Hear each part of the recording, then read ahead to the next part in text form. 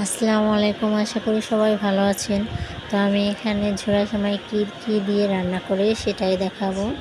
তো আমি এখানে প্রথমে ঘি নিয়ে নিয়েছি, তারপরে কিছুটা বাদাম কুচি দিয়েছি। তো বাদামটা ভেজার পরে আমি এখানে সেমাইটা ভেজে নিব ঘি দিয়ে।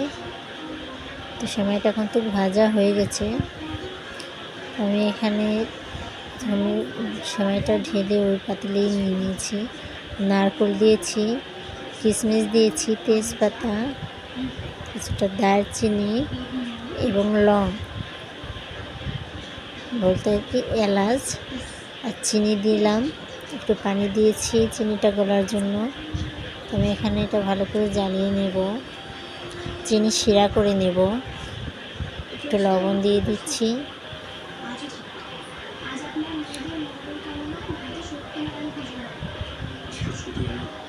আমার মনে হয়েছিল চিনিটা কম হবে, তার জন্য চিনি আরেকটু দিলাম। এখানে চিনি পুরোটাই সেরা করে নেব। সেরা হয়ে গেছে, আমি এখানে সেমাইটা দিয়ে ভালো করে নেড়ে চেড়ে নেব।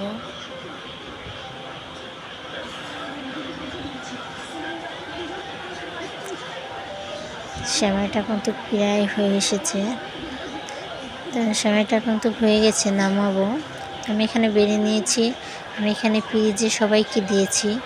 তো আজকের ভিডিও এই পর্যন্তই, সেমাই রান্না, ঝোড়া সেমাই রান্না। তো আজকের ভিডিও এই পর্যন্ত, সবাই ভালো থাকবেন। আল্লাহ হাফেজ।